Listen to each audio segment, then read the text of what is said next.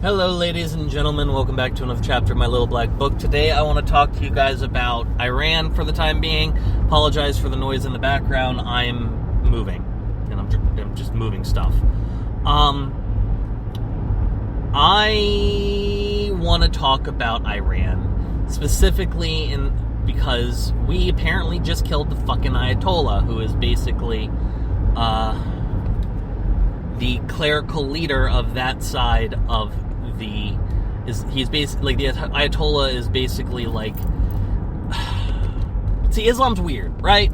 So the Ayatollah is basically supposed to be the religious leader of Islam, and he is supposedly like they've got clerics and stuff to like, and imams ready to follow him, but like now that he's gone. But like, this is the equivalent of like if somebody killed the Pope, right?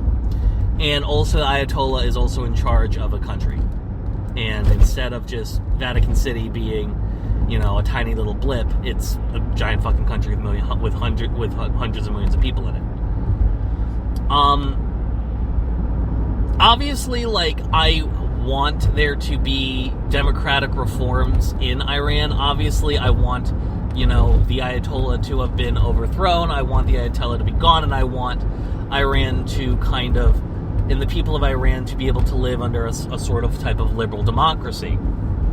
The problem is that I want the people of Iran to make that decision for themselves. I don't want Western powers fucking with it like they have before. Because you know what? The fact that the United States has done this, it is now going to be probably another 50 years minimum before Iran even gets anywhere close to having something resembling a liberal democracy that is supported by the majority of the people that live in that bitch. No, it's now going to, and another 100 years of like backwater religious extremism. And I need to remind everybody here before you start nodding along, the religious sect of human beings I hate more than any other religious sect in the world is the American evangelical. I want, if there's one power base I want completely thoroughly dismantled and thrown into the ash bin of history, it is the political power of the American evangelical and the American Christian.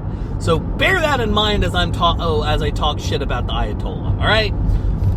By and large, the big problem we have here is the fact that this is a giant spark that's going to lead to nothing good. It's going to lead to more insurgency. It's going to lead to more like retaliatory attacks against our allies in the region, and hell, it might even lead to another fucking 9/11 of some kind. Like, we cannot stop as a country fucking with these Middle Eastern countries, and I don't care. Listen. Fuck Israel. Fuck Israel. The only reason we're fucking doing this is because of Israel. The Middle East hasn't been a relevant theater since the Obama administration.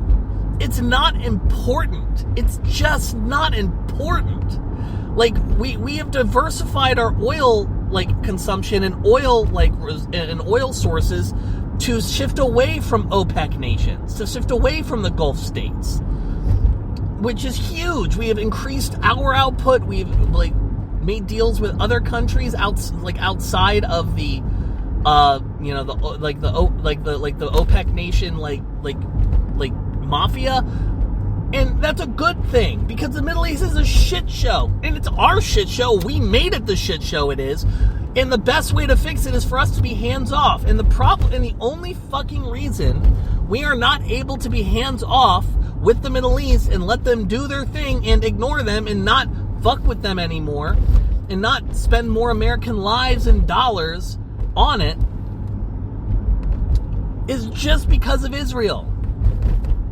It's because Israel has spent so much time and money and investment in American power to basically make the powers that be and have like the powers that be's economic and class interests in line within Israel.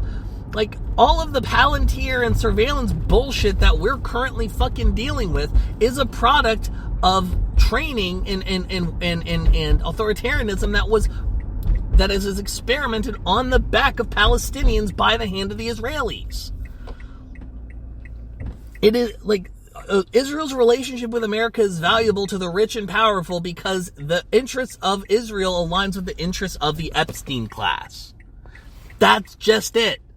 The only if we divested from fucking Israel and stopped having them grab us by the fucking balls, we could ignore the Middle East much more than we currently have. And honestly, there would be a lot of fucking healing going on. There's a lot of healing that needs to go on in the Middle East, and them as a people need to figure their shit out without having us sticking our thumb up their ass every time they do something that we think is going to affect our bottom line. One of the smartest things Biden did was start the deprioritization of the Middle East as a foreign policy. He has a lot of foreign policy fucking failures. The only two failures I can think of that aren't failures is like deprioritizing the Middle East and supporting Ukraine. That's it. Everything else was dog shit. So honestly, at this point, get ready for Afghanistan 2 Electric Boogaloo, folks. This time it's in Iraq. Fuck me.